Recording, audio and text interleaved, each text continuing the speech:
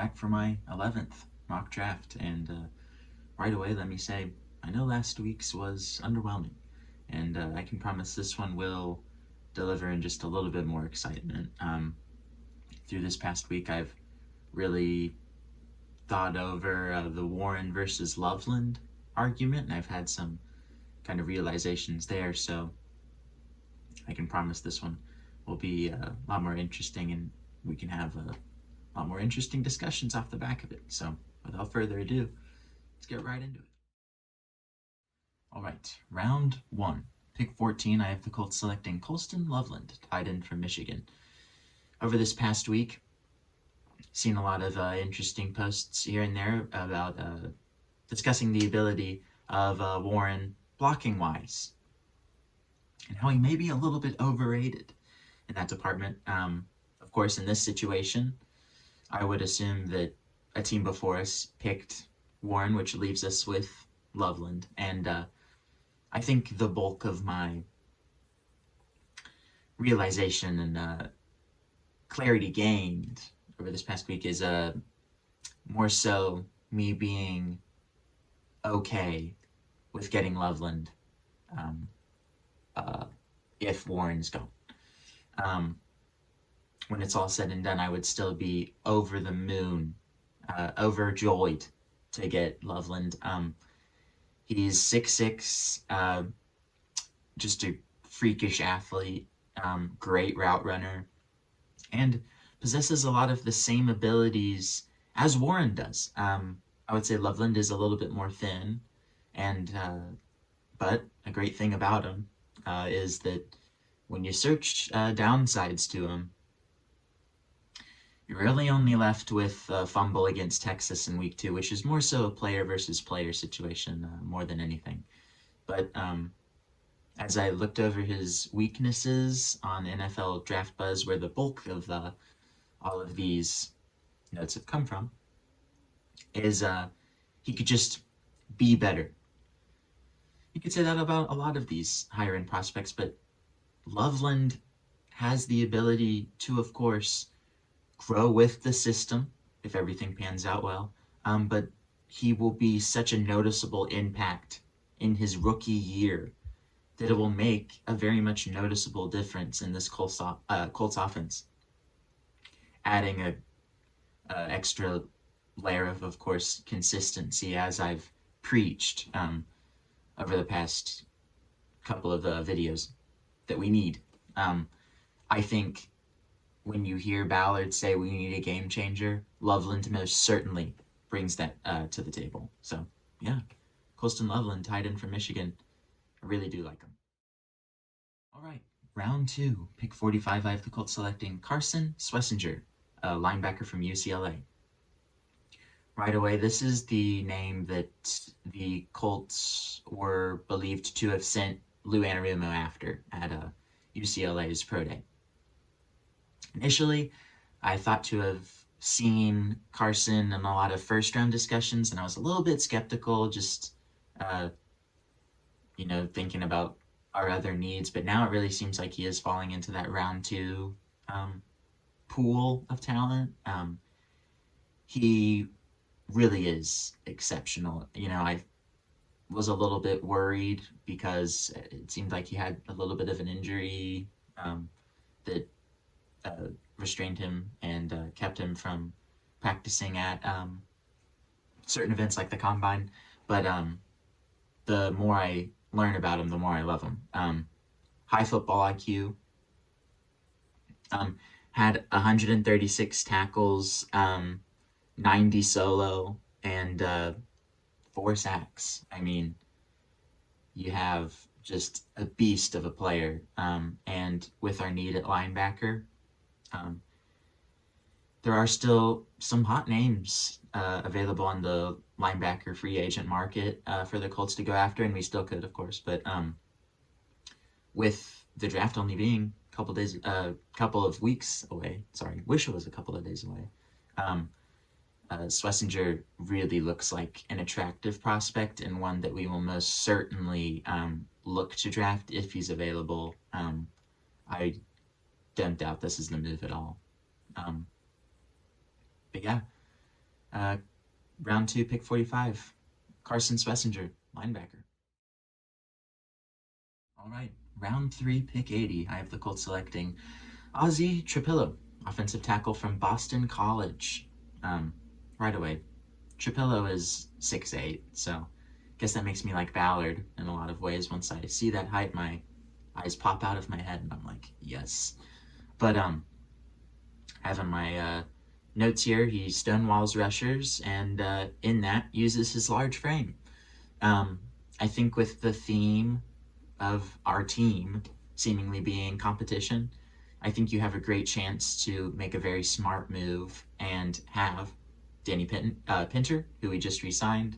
You have Bordellini, Gonclaves, and then you add Trapillo to the mix, and you have yourselves a very healthy competition for center and guard. And of course, with a lot of these offensive tackles, you can move them from one side to the other. Of course, um, moving more toward where Trapillo's strength is, but I think he has a really good chance to become a very dominant uh, offensive lineman for us if we were to take him and fill the void that Will Fries left. So, yeah, Trapillo, this guy only just came across my radar and I really like him. So, yeah, round 3, pick 80, Ozzie Trapillo. All right. Round 4, pick 117. I have the Colts selecting David Walker, edge from Central Arkansas. Not only is Walker an edge, but he's a rotational one. Um, is very athletic in pass rushing and is really good on third down. Um, of course, in the round 4, you have the need to develop him a little more and polish him. But with having these intangibles of being more rotational and being more athletic and such, um, you automatically think of the Lou Anarumo way, which is going to be, to me, having a lot of these dynamic players into the mix, creating just this kind of you never know what's coming kind of defense, which is what's going to push us over the edge, if anything.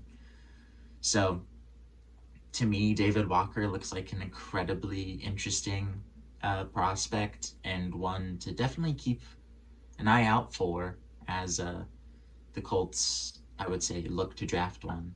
Or if we get Trey Hendrickson, who knows? But yeah, um, round 4, pick 117, David Walker. All right. Round 6, pick 189. I have the Colts selecting Jason Marshall Jr., cornerback from Florida. My interest in this guy may or may not be because of Madden, but right away, these strengths I read about on his NFL Draft Buzz page really caught my eye.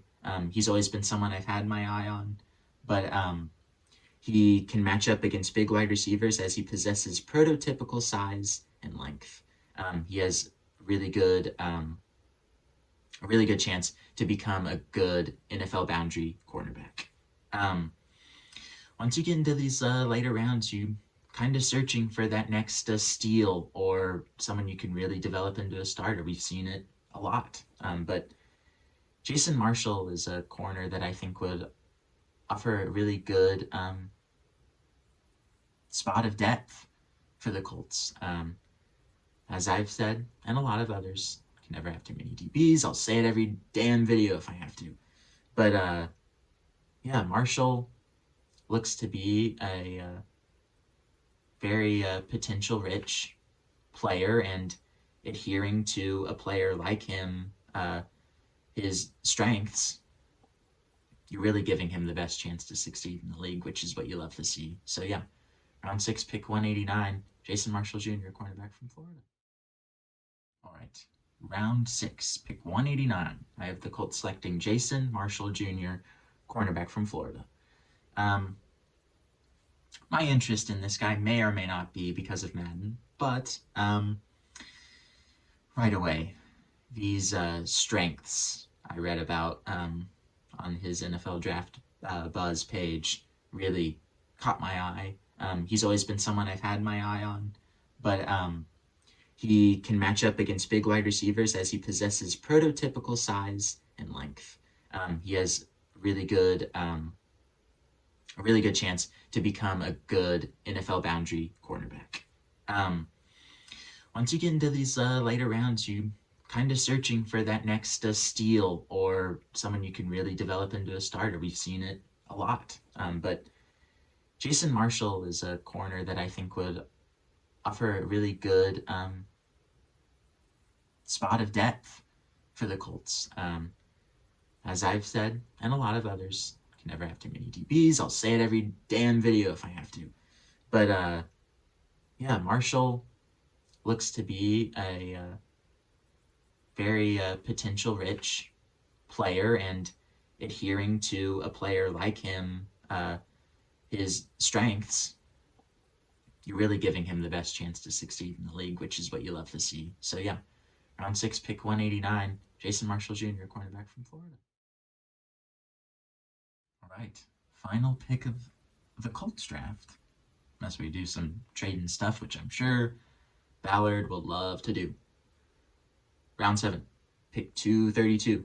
I have the Colts selecting Jordan Hancock, safety from the Ohio State.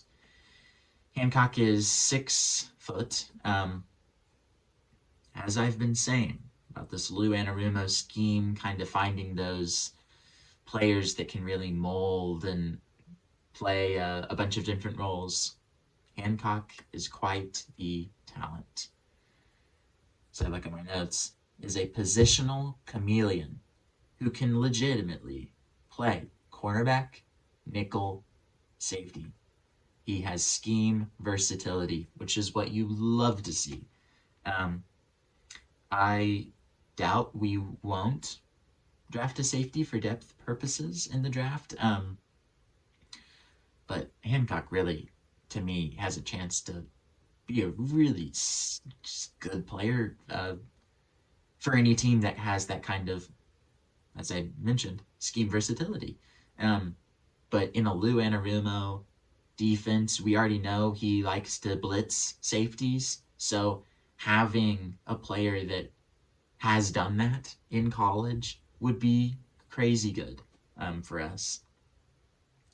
Especially when you would think that, Nick Cross, Cam Bynum would be more of the safeties who do play coverage more than anything, but could certainly still do their job blitzing or doing whatever. But Hancock does really, really interest me. And of course, what's better than having a national champion on your team? So yeah, round 7, pick 252, Jordan Hancock, Ohio State.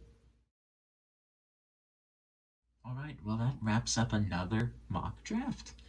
We're getting closer and closer, people. Let's see, I don't want to shows you how terrible I am with dates. Should do about 3 more of these, I think. Maybe, I don't know. But certainly having fun doing these, of course. But I think with this draft, it's another, of course, getting every pick dead on would be, I would hang up a poster on my wall saying that I got everything right. You would never hear the end of it. But I think this draft has certainly potential to be more in line with what happens. I think made a video on Ballard's comments at the NFL meetings, and from everything that we hear, I'm really hoping that he will stay true to valuing tight end highly in the first round. I think it's not like I'll be overwhelmingly disappointed if we pick an offensive lineman, but if you have the chance to get Loveland, if you have the chance to get Warren, you have to take them. Even if you don't value them as a premium position, you need to give Anthony or even Daniel Jones, if he's in there, you need to give them the best chance to succeed. And Loveland and Warren, as I mentioned when I talked about Loveland in the first round, he offers the ability to be your game changer. So if you want that, you take him if he's available. And you could even trade down um, and really get smart with it. Get, draft savvy Ballard back in the arena for another go around. But yeah, um, I guess I have my eras during this draft cycle. It's being kind of worried, confused, which I still feel a lot of, but now so determined and a little bit angry, frustrated. I'll admit it. I think we need to nail this draft in just a lot of different ways, but I think we've spent a lot of time upgrading defense, which is great, but you cannot forget about the offense. Give my guy and all of our guy AR the best chance to become what we know he can be. So yeah, uh, I'll see you next weekend with another video, and maybe some news will come out during this next week. And so yeah, bye.